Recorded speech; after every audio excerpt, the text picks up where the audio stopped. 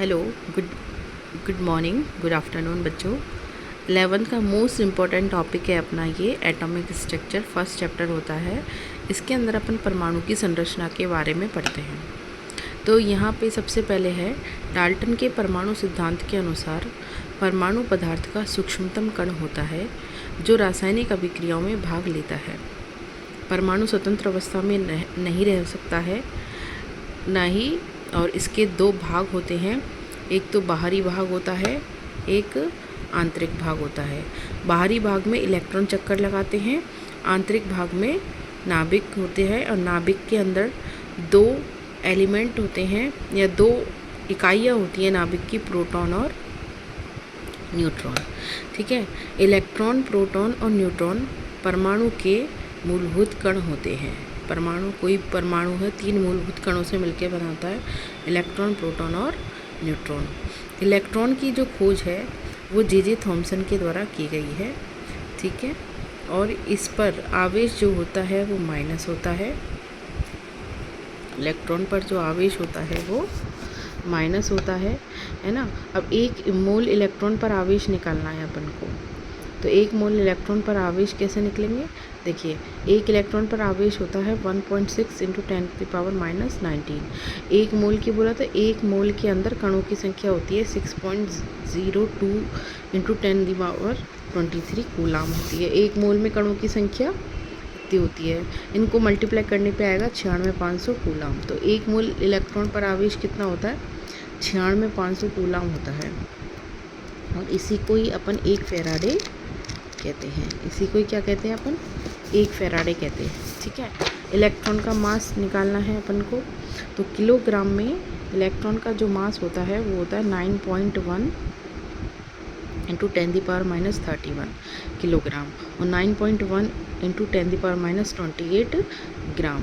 ठीक है, तो अब अपन ने इस वाले पेज पे क्या क्या इंपॉर्टेंट देखा। देखो, इलेक्ट्रॉन की जो खोज होती है ना, इलेक्ट्रॉन की खोज के बारे में देखा अपन ने। तो इसकी जो खोज होती है वो किसने की थी? जे थॉमसन ने। ये इम्पोर्टेंट है। दूसरी चीज़ क्या इम्पोर्टेंट अपन ने पढ़ी कि एक इलेक्ट्रॉन पर जो आवेश होता है वो होता है 1.6 × 10⁻⁻19 कूलाम। ठीक है, तो एक मोल के लिए निकालना है, तो एक मोल कैसे निकलेगा? 1.6 ×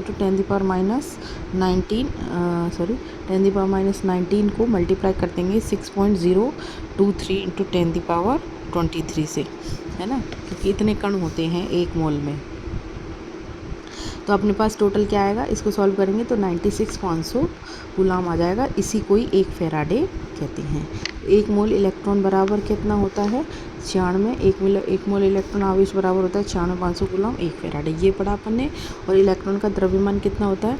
9.1 × 10⁻31 किलोग्राम। और यदि ग्राम में निकालेंगे तो क्या करना है? इसको 10⁻3 से मल्टीप्लाई कर देंगे, है ना। तो अपने पास आ जाएगा 9.1 × 10⁻28 ग्राम। ठीक है, ये अपने पास आ गया।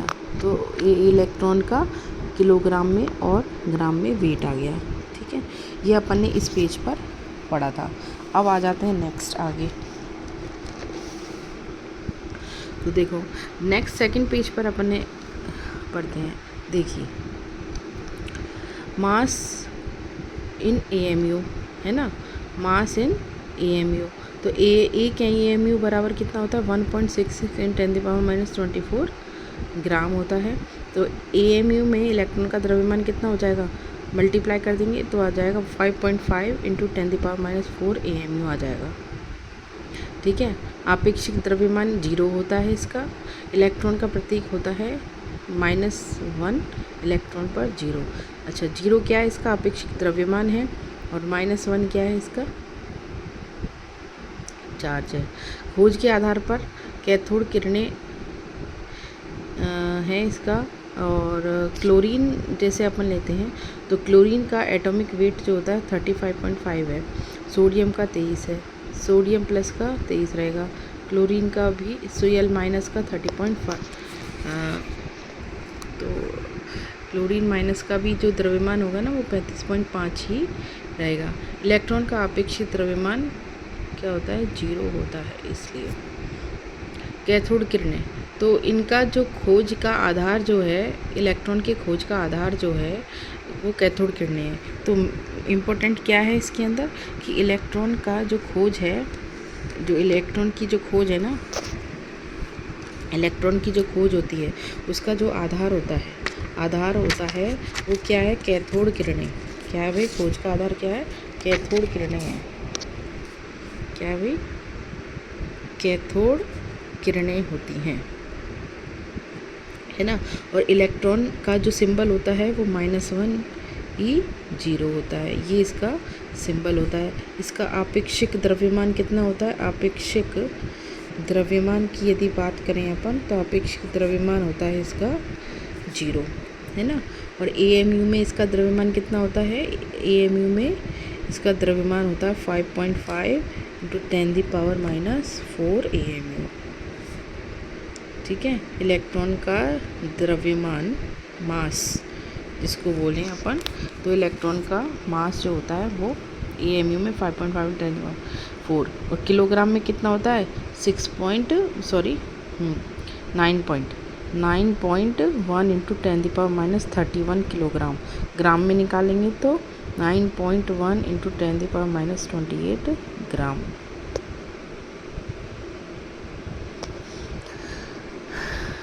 ठीक है, ये इसका ग्राम में वेट आ जाएगा। अब इसके कैथोड किरणें जो है इसकी खोज का क्या है भाई, आधार है। अब अपन कैथोड किरणें के बारे में थोड़ा पढ़ लेते हैं। देखो भाई,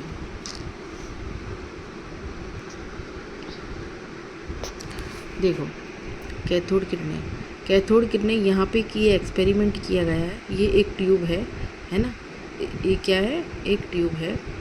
ठीक है, अब इसके अंदर ये यहाँ पे कैथोड किरणें निकल रही हैं, और कैथोड से ये निकल रही हैं, इसलिए इन किरणों को कैथोड किरण बोल दिया गया है। और ये एनोड पर जाकर पड़ रही हैं। एनोड पर एक प्लेट लगी हुई है, ये प्लेट जो है वो जिंक से लेपित है ना, जिंक से इसका लेप किया गया है। और यहाँ वोल्ट मीटर लगा दिया है। वोल्ट जो है यहाँ पे 1 2 3 4 5 10,000 वोल्ट का यहाँ से करंट पास हो रहा है। ठीक है ना। और अब इस निर्वातित पंप में कैथोड किरणें कैथोड से निकलकर एनोड पर जा रही हैं। तो अब इस एक्सपेरिमेंट के जो गुण हैं वो देखो। इलेक्ट्रॉन जो होते हैं छोटे छोटे कणों से मिलकर बनी हैं। ठीक है, ये बने कणों को इलेक्ट्रॉन कहते हैं। ये इलेक्ट्रॉन जो होते हैं ऋणावेशित होते हैं। ऊष्मीय गुण इनके अंदर पाया जाता है। धातुओं से टक्कर एक्स किरण उत्पन्न करती हैं। कैथोड किरणों के लिए इलेक्ट्रॉन बाय मास, आवेश द्रव्यमान अनुपात विसर्जन नलिका में भरी हुई गैस पर निर्भर नहीं करता। इलेक्ट्रॉन कैथोड किरणों के लिए जो आवेश द्रव्यमान का अनुपात होता है वो विसर्जन नलिका में भरी हुई गैस पर निर्भर नहीं करता है। ठीक है, अब आ जाते हैं इधर। यहाँ देखिए, इलेक्ट्रॉन के लिए इलेक्ट्रॉन बाय मास जो होता है 1.76 × 10⁸ कूलाम पर ग्राम होता है। EY/m या Q/n आवेश द्रव्यमान अनुपात को विशिष्ट आवेश कहती है। प्रोटॉन, अब आ जाते हैं प्रोटॉन को, है ना। तो इसमें कुछ खास इम्पोर्टेंट था नहीं अपने पास। प्रोटॉन जो होता है इसका सिंबल होता है +1 P1। खोजकर्ता का नाम ध्यान रखना है, गोल्डस्टीन, है ना। नामकरण इस रदरफोर्ड ने दिया था। इसका खोजकर्ता गोल्डस्टीन है, रदरफोर्ड ने इसका नामकरण दिया था। आवेश इसका 9.6 × 10⁻19 कूलाम होता है इस पर, है ना। और इलेक्ट्रॉन पर आवेश कितना होता है भाई, 1.6 × 10⁻19 कूलाम होता है यहाँ भी, लेकिन यहाँ पे 9.6 कूलाम है। ठीक है ना। प्रोटॉन पर आवेश जो होता है 1.6 × 10⁻19 तो 0.96 कूलाम, इतना ही इस पे आवेश होगा जितना इलेक्ट्रॉन पर है। ठीक है, 1.6 यदि द्रव्यमान की बात करें तो एक AMU ग्राम में यदि बात करें तो इसका द्रव्यमान 1.6-24 ग्राम होता है ना। और अतः प्रोटॉन पर आपेक्षिक द्रव्यमान 1 AMU होता है। खोज का आधार, इसका खोज का आधार है एनोड किरणें या कैनाल किरणें या घन किरणें। ठीक है। इलेक्ट्रॉन की खोज का आधार, देखो इलेक्ट्रॉन की जो खोज थी, है ना, उसका आधार क्या था? कैथोड किरणें। ठीक है, कैथोड किरणें। और जब प्रोटॉन की खोज की बात करते हैं तो वहाँ पे जो आधार है खोज का वो एनोड किरणें होती हैं। कौन सी किरणें होती हैं? एनोड किरणें होती हैं। ठीक है। प्रोटॉन पर जो आवेश होता है 1+p0 होता है। प्रोटॉन का आवेश क्या होता है? 1p1, सॉरी, प्रोटॉन पर आवेश होता है +1p और 1। और इलेक्ट्रॉन का जो आवेश होता है ना, -1 इलेक्ट्रॉन और 0। इसका द्रव्यमान 0 लेंगे अपन इलेक्ट्रॉन का, और प्रोटॉन का द्रव्यमान अपन वो 1 लेंगे। ठीक है ना। यहाँ पे अच्छा, इसका जो खोज की थी वो किसने की थी? प्रोटॉन की खोज किसने की थी भाई? गोल्डस्टीन ने की थी, और रदरफोर्ड ने इसका नाम किया था। अब आ जाते हैं एनोड किरणें या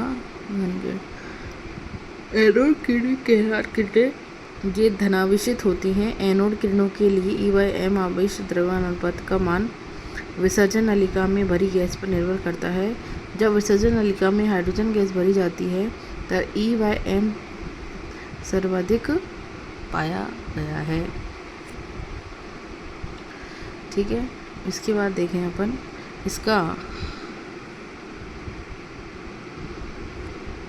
इसका अभिप्राय है कि हाइड्रोजन प्रकृति में सबसे हल्का तत्व होता है।